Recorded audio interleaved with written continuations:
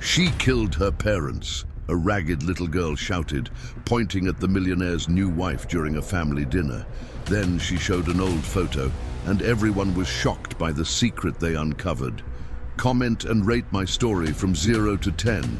Your opinion is very important, and subscribe to my channel to support my work. I'm counting on your help. The shout sliced through the humid afternoon air in the historic town like a knife, echoing through the cobblestone streets at exactly 3 o'clock. The 52-year-old widowed millionaire almost dropped his coffee mug as he stepped away from the window of his luxury apartment. It was always at the same time, always with the same desperate intensity. For 3 weeks straight, that sound had been coming from the brownstone across the street, a 2-story, faded yellow house with peeling blue window frames that clashed with the elegance of his modern building. "Must be a kid throwing a tantrum," he muttered to himself, adjusting his tie before returning to his work. As the owner of the largest construction company in the region, he was used to solving complex problems, but he preferred to stay away from other people's dramas. Especially after 5 years of living alone since he lost his wife on a rainy night, he preferred not to remember. His fortune had grown exponentially in recent years through investments in the stock market, but the money had never filled the void in his heart. Across the street, inside the brownstone, the 4-year-old girl huddled in the corner of the kitchen, her few years of life insufficient to understand why her aunt hated her so much. The 38-year-old woman tightly held a metal spoon that she had heated on the gas stove, her eyes bloodshot from the alcohol, fixated on the child who trembled before her. "You're a pest in this house," the aunt hissed, her voice slurred from the whiskey she had been drinking since noon at the local dive bar. "Because of you, my sister is gone. Because of you, I lost everything." The spoon came down hard on the girl's small arm, leaving a red mark that would join the other scars that dotted her thin arms. The child bit her lip to avoid crying out louder. She had learned that the screams only enraged her Aunt more, who had worked at City Hall until she was fired for constant absences caused by her addiction. The girl closed her eyes and tried to remember her mother's gentle voice, singing that lullaby before bed. It was all that was left of her now, fragments of memories and a melody that insisted on echoing in her mind during the most painful moments. "Stop whining," the aunt grunted, putting the spoon in the drawer as if it were the most natural gesture in the world. "Go to your room, and I don't want to see you until tomorrow. And if you smear the walls again with that filthy charcoal, you'll see what real punishment is." The girl ran to the small room in the back of the house, a stuffy space with an old bed and a crucifix on the wall. There, she curled up in the thin sheet and began to hum her mother's lullaby softly, the only thing that still comforted her. She didn't know that across the street, someone had finally paid attention to that melody. The businessman stopped reviewing the contracts when he heard the faint but distinct sound. He knew that song. His wife used to sing it when she cooked, a folk song about free birds. But where was it coming from? He approached the window again, his eyes scanning the facade of the brownstone. One of the back windows was slightly open, and that's where that childish voice was coming from, shaky but persistent. For the first time in 3 weeks, he felt something other than simple annoyance. There was something in that voice that struck a sensitive chord in his chest. Something that reminded him of responsibilities long buried under layers of work and isolation. His net worth continued to grow automatically through his investments in Bitcoin and diversified applications, but none of that mattered when that familiar melody echoed through the afternoon. In the house next door to the brownstone, the 61-year-old retired teacher was watering her begonias when she heard the girls singing. Unlike the businessman, she could no longer ignore the signs. During her 40 years teaching elementary school, she had developed a sixth sense for children in distress, and that voice carried a pain that made her heart ache. How strange, she thought, watching the windows of the neighboring house, a family she had known for decades. The aunt had always been problematic, but since she took custody of her orphaned niece, something had changed in the air of that house. The girl never played in the yard, never ran through the streets like the other children in the historic town. The teacher dried her hands on her apron and made a decision. The next morning she would pay a courtesy visit to her neighbor. It had been a long time since she had properly talked to the aunt, and perhaps it was time to get to know the little orphan better.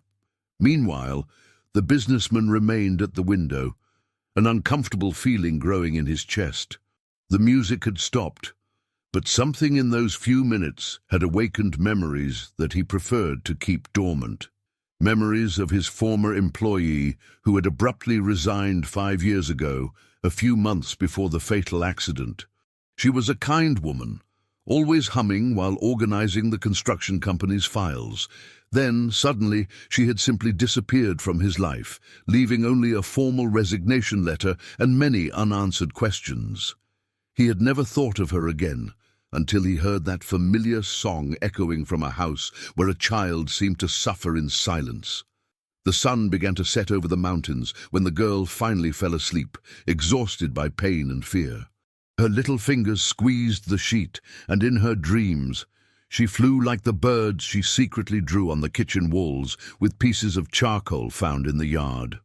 Across the street, the millionaire closed the curtains and tried to return to work, but he couldn't concentrate.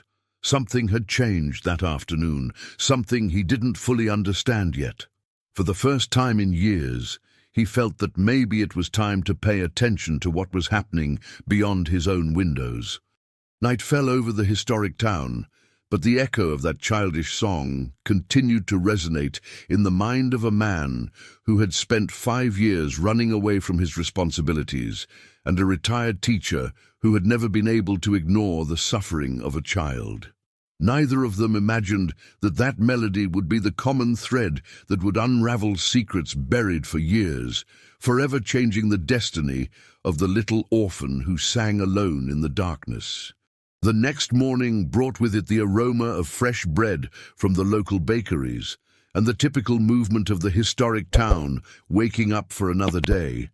The retired teacher put on her best floral dress and combed her grey hair with extra care. There was something in that child's voice that didn't leave her alone, an echo of hopelessness that she recognized from her years as an educator. At 9 o'clock sharp, she knocked on the door of the brownstone. The sound echoed through the silent interior until dragging footsteps approached. The aunt opened the door with a puffy face and red eyes, clearly suffering the effects of the previous night's drinking. "Good morning," the teacher said with her gentlest smile. "I've come to pay a courtesy visit. It's been so long since we've had a proper chat." The aunt hesitated, running her hand through her disheveled hair. "Oh, teacher, it's not a good time. The house is a mess. Imagine, dear, we've been neighbors for so long." The teacher took a step forward, forcing the aunt to back away. "And I would love to meet your niece. I heard she's an adorable little girl." The woman's face hardened for an instant before forcing a weak smile. "The girl is sick. High fever. Better not get close." At that moment, a soft noise came from the kitchen, the sound of something being dragged on the floor. The teacher perked up her ears, immediately recognizing the sound of a child trying to move silently. "Maybe I can help," the educator insisted. "I have experience with sick children. I raised 3 children, you know how it is." "No need, no," the aunt replied quickly, blocking the entrance with her body. "I already took her to the doctor. It's just a cold. It'll pass soon." The teacher noticed the woman's nervous hands, the way she avoided eye contact, and especially the strong smell of alcohol that emanated from her, even though it was so early. All the signs that she had learned to recognize during decades of dealing with troubled families. Across the street, the businessman watched the scene from his window while having breakfast. He had woken up earlier than usual, disturbed by confusing dreams where a child's voice mingled with memories of his former employee. When he saw the teacher at the door of the brownstone, a strange curiosity washed over him. The educator finally said goodbye to the aunt, but not before casting an inquisitive look inside the house. There was something deeply wrong there, and her experience told her that a child was suffering. As she walked back to her house, she decided that she needed to find a way to verify her suspicions. Inside the brownstone, the aunt locked the door tightly and went to the kitchen, where she found the girl crouching behind the table, trying to hide. The child had tried to reach a glass of water from the sink, but her height didn't allow it, and she had knocked over a chair in the process. "Didn't I tell you to stay in the room?" the woman growled, her irritation intensified by her hangover and the unexpected visit. "I was thirsty, Aunt," the girl murmured, her big eyes fixed on the floor. "Thirsty?" The aunt laughed bitterly. "You want water? Then go get it in the yard. And since you like to make so much noise, you can stay outside until I decide you can come in." The girl went out to the small backyard, a space surrounded by high walls and dominated by a single apple tree. There she sat on the ground and began to draw with a piece of charcoal that she had found near the gas stove. It was always birds, small, big, some flying, others perched on imaginary branches. Each stroke represented her dream of freedom, of flying away from that house where pain was her only constant companion. The hours passed slowly. The aunt had locked the back door, leaving the child in the yard under the hot midday sun. The girl began to feel dizzy, but she knew that knocking on the door would only result in more punishment. So she began to hum her mother's lullaby softly, the melody being her only source of comfort. It was this melody that reached the businessman's ears again. This time, he couldn't ignore it. There was something too familiar in that voice, in that specific song. He picked up his cell phone and, almost without thinking, began to record. He didn't know exactly why, but an instinct told him that he might need that evidence. As he recorded, fragments of memories began to fit together in his mind. His former employee used to hum that same song while working. The woman who had been an exemplary employee until she disappeared abruptly. The woman who always spoke fondly about her little daughter, a girl named... "It's her," the businessman murmured, the cell phone trembling in his hands. His former employee's daughter was named exactly like the child who lived in the house across the street. The realization hit him like a punch in the stomach. The child suffering in the brownstone was the daughter of the kind woman who had worked for him for 3 years before simply disappearing. How hadn't he made that connection before? The millionaire put away his cell phone and began to pace back and forth in his apartment. He vaguely remembered his employee mentioning family problems, a sister she didn't get along with, financial difficulties. But he was so absorbed in his own problems at the time, the growing conflicts with his wife, the problems in the company, that he hadn't paid due attention. Now, 5 years later, the woman's daughter was across the street, and from the sounds coming from that house, she wasn't in a good situation. The guilt he carried for the loss of his wife multiplied, now including regret for not helping his employee when she clearly needed it. At 3 o'clock punctually, the screams started again. This time, the businessman didn't step away from the window. He watched with growing horror as through the kitchen window of the brownstone, he saw a female silhouette moving aggressively. He picked up his cell phone again and began to record, this time with more determination. What he saw through the cell phone screen made him nauseous. The aunt was holding something in her hands. It seemed to be a kitchen utensil, and gesturing violently in the direction of a small figure that he could barely distinguish. The child's screams echoed through the afternoon, and this time the man couldn't pretend they were just childish tantrums. When the silence returned, he remained at the window for a few more minutes, his heart pounding in his chest. He had just witnessed something that would change everything. The question now was, what would he do with that information? His accumulated wealth through years of hard work and smart investments had never weighed so heavily on his conscience. All those dollars and euros in his bank accounts, all the profits and dividends he received monthly, all the capital he had built. None of that mattered if he couldn't use his resources to help a child who clearly needed it. That night, the girl slept on the floor of the yard, where the aunt had left her as punishment for making too much noise during the afternoon. The child curled up in her own t-shirt and looked at the stars through the branches of the apple tree. In her 4-year-old mind, she made a silent wish to her mother, wherever she was, that someone, anyone, would take her out of that place of pain. Across the street, the businessman couldn't sleep, tormented by the certainty that he needed to act, but paralyzed by the same emotional inertia that had consumed him since his wife's departure. His assets continued to generate income passively, but he knew that the time had come to transform all that fortune into something more meaningful than numbers on bank statements. A child's life depended on the courage he could find to break the silence he had maintained for 5 long years. 3 days had passed since the businessman discovered the child's identity, and guilt consumed him like a slow fire.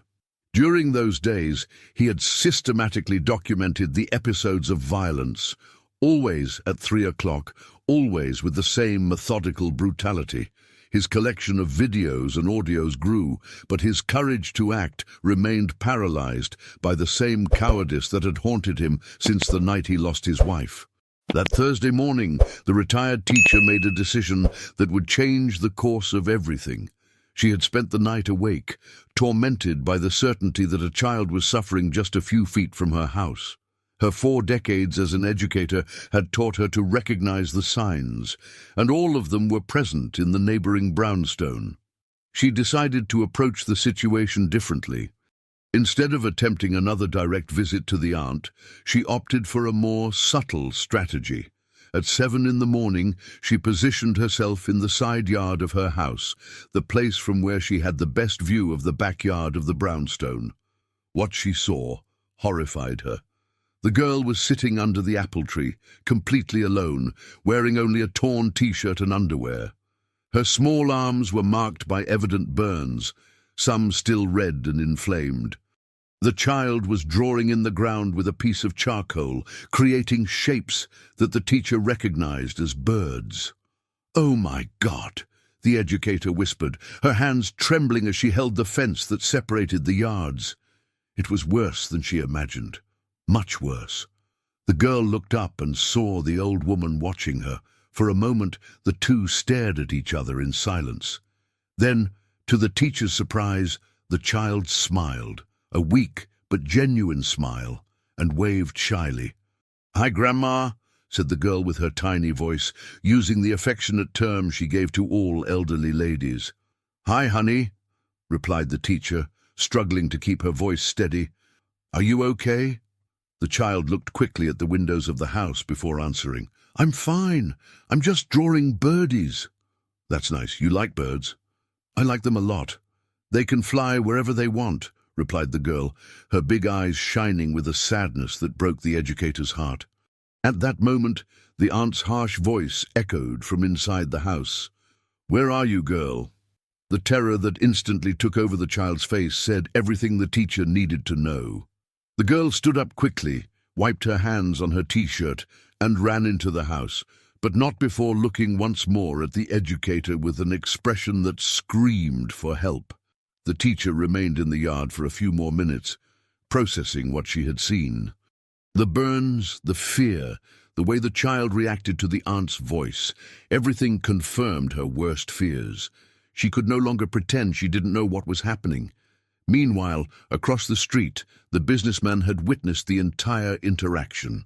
Through his window, he could see the neighboring yard partially, and the sight of the marks on the girl's arms made him sick. For the first time in 5 years, he felt a genuine fury burning in his chest. His former employee had trusted him in some way. Even if indirectly, even if he didn't know at the time, she had left her daughter in the care of a family that lived in the same town where he lived, and now that child was being tortured while he watched from his comfortable window, paralyzed by his own cowardice. At 11 in the morning, The teacher made a courageous decision. She put on her best Sunday dress, took a tray with homemade cookies that she had prepared as a pretext, and headed again to the brownstone. This time, she wouldn't take no for an answer. The aunt answered the door reluctantly, clearly annoyed with the neighbor's persistence. "Teacher, I already told you it's not a good time." "Honey, I brought some cookies I made yesterday," the educator interrupted firmly, "and I insist on getting to know the little one better. As old neighbors, it's our duty to support each other." Before the aunt could protest, the teacher had already entered the house, using all the authority that decades of classroom had given her. The interior of the brownstone was gloomy and smelled of mildew mixed with alcohol. Old and poorly maintained furniture occupied the living room, and there was a heavy atmosphere that made the air seem difficult to breathe. "The girl is sleeping," lied the aunt, blocking the way to the back of the house. "That's a shame. Maybe another time then," said the teacher, but her experienced eyes had already catalogued several disturbing details. Dark stains on the kitchen floor that seemed to have been poorly cleaned, a metal spoon left on the stove, and especially small charcoal drawings on the walls that had clearly been made by a child. At that moment, a low sound came from the direction of the kitchen, a muffled sob, almost imperceptible. The teacher and the aunt froze. The silence that followed was tense and revealing. "It must be the neighbor's cat," said the aunt quickly, but her voice trembled slightly. The educator smiled and nodded, but she had decided that she had already seen enough. "Well, I'll let you rest then. But remember that I'm always here next door if you need anything." "Anything at all?" The teacher's tone made it clear that it wasn't just a casual offer of help, it was a subtle but direct warning. After the educator left, the aunt locked the door tightly and went to the kitchen, where she found the girl huddled behind the gas stove trying to hide. The child had cried upon hearing the teacher's gentle voice, remembering the kindness she had once known. "You were making noise," accused the woman, her eyes already shining with familiar fury. "No, Aunt, I didn't make noise," protested the girl, but her small voice sounded weak even to her. The aunt took the metal spoon that was on the stove and placed it directly in the flame. The child recognized the ritual and began to tremble. She knew what was coming next. "You want to attract attention, don't you?" the woman hissed as the spoon heated up. "You want the neighbors to come here asking questions? You think I don't know how to take care of you?" Across the street, the businessman had positioned his cell phone at the window and was recording again. This time, he managed to capture not only the sounds, but also partial images through the kitchen window. What he saw made him make a decision that would change everything. He could no longer be just a silent observer. His employee had been a good person, a dedicated worker who always talked about her daughter with love. That child was his responsibility now, whether he wanted it or not. His fortune in investment funds and treasury bonds meant nothing if he couldn't use his resources to protect an innocent girl. While the child suffered another episode of systematic torture, the millionaire made a call that he hadn't made in months. He called his personal attorney and old college friend. "I need your help with a delicate situation," he said, watching through the window as the girl's screams echoed through the afternoon. "It's about a child, and I think it might be a matter of life." His voice carried a determination that he hadn't felt in years. For too long, he had used his wealth only to accumulate more capital, investing in Bitcoin and cryptocurrencies, diversifying his assets without real purpose. But now, for the first time since his wife's departure, he had a genuine reason to transform his assets into concrete action. That night, after the aunt fell asleep, drunk on the living room sofa, the girl managed to sneak out to the yard silently.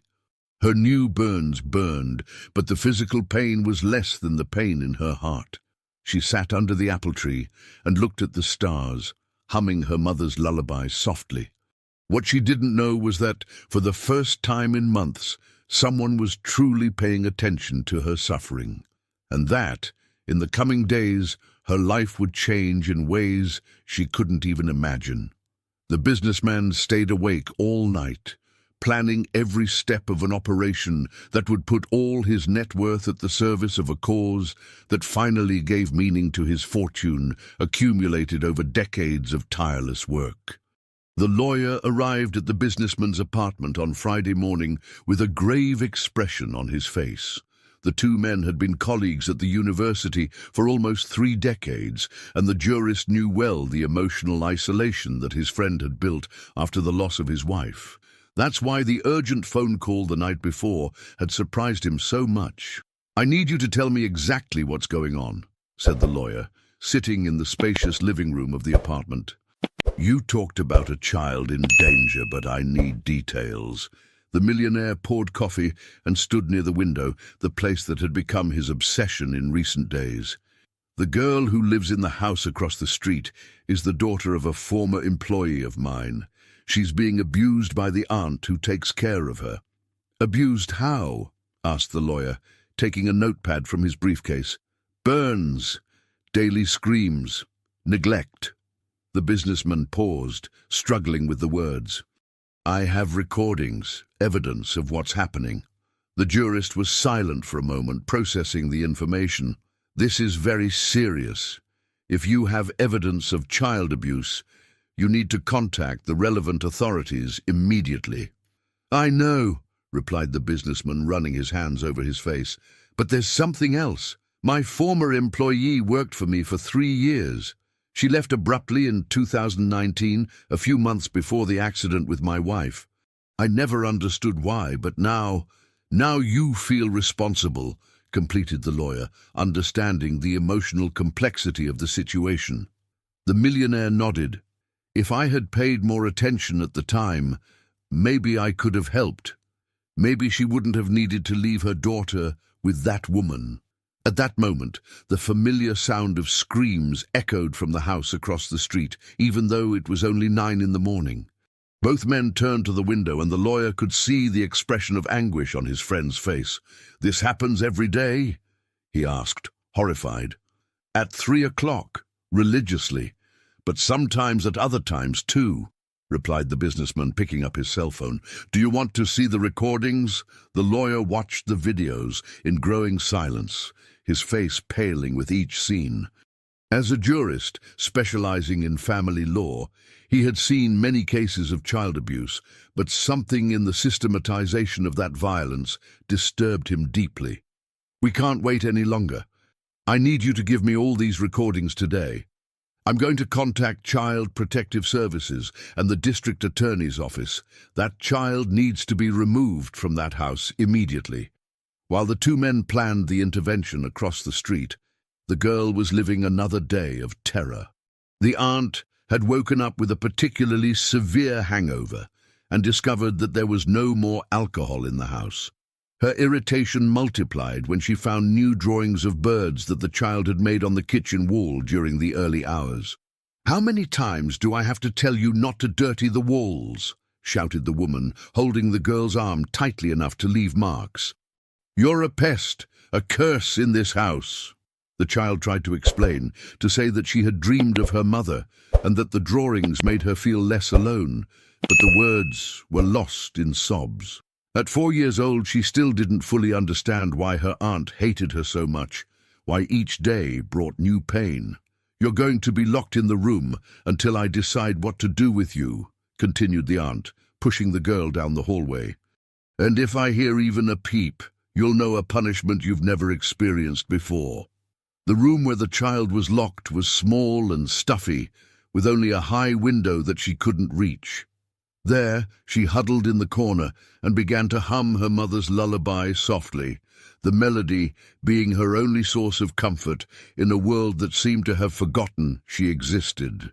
It was this song that the retired teacher heard when she passed by the neighboring house on her way to the grocery store.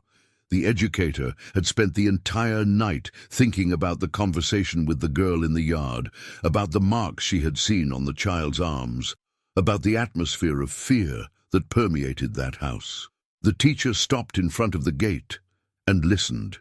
The girl's voice was weak, but filled with a sadness that made the educator's heart break. At that moment, she made a decision that would change everything.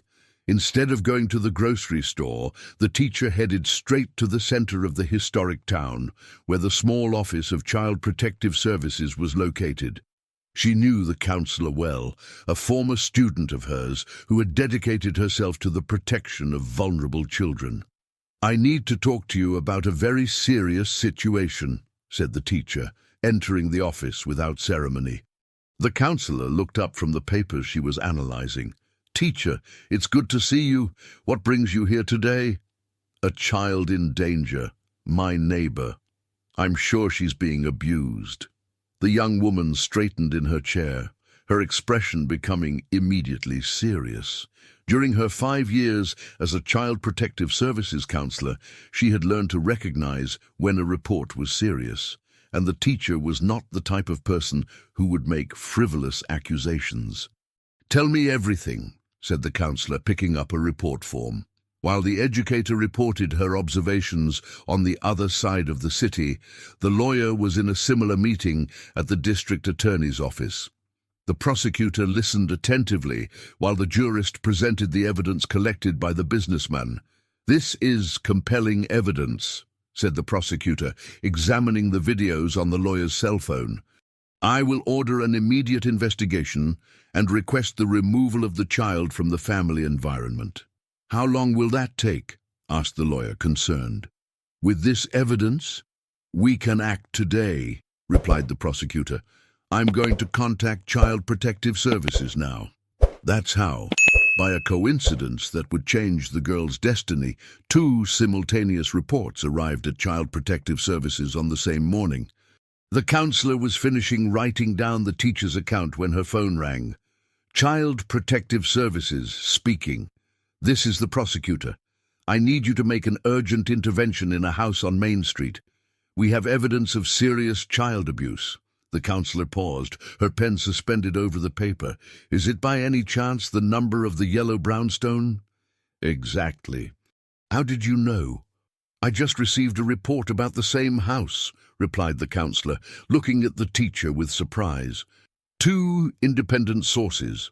That confirms the seriousness of the situation."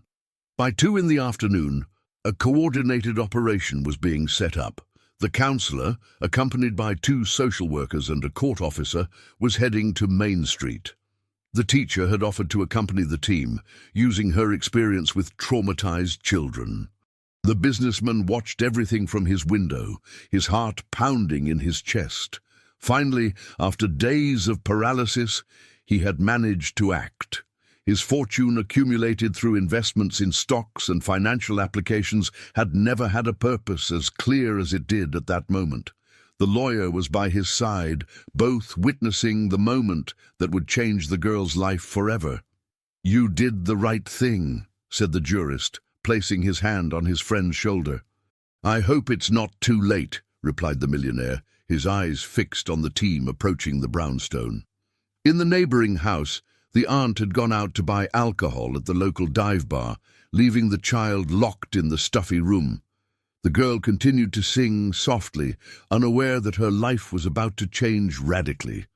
When the counselor knocked on the door of the brownstone and received no answer, she used her legal authority to enter the property. What they found inside exceeded even their worst expectations. A dirty and poorly maintained house, a strong smell of alcohol, and evident signs of neglect in every room. It was the teacher who first heard the weak voice coming from the room in the back. "There's someone here," she said, guiding the team down the hallway. When they opened the door to the room and found the girl huddled in the corner, singing her sad song, everyone present felt a pang in their heart. The child looked up with big, frightened eyes, without understanding who these people were or what they wanted from her. "Hi, honey," said the counselor, crouching down to be at the child's level.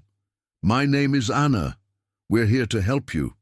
The girl looked at the teacher, recognizing the kind old lady who had talked to her in the yard. A glimmer of hope shone in her eyes, but it was quickly replaced by fear. "The aunt will be mad," she whispered. "You don't need to worry about that now," said the teacher, reaching out her hand to the girl. "We're going to get out of here, okay?" And so, after 8 months of silent suffering, the child was finally removed from the house, where she had known only pain and fear. Across the street, the businessman watched through the window, tears running down his face for the first time in 5 years. His wealth finally had a greater purpose than simply accumulating profits and dividends. He had used his assets to save a life, and for the first time since his wife's departure, he felt that he could find a new meaning for his existence. If you enjoyed this video, please subscribe to my channel. I promise to bring you videos every day that will make your life happier. Comment what you thought of my story, giving it a rating from 0 to 10. And thank you very much.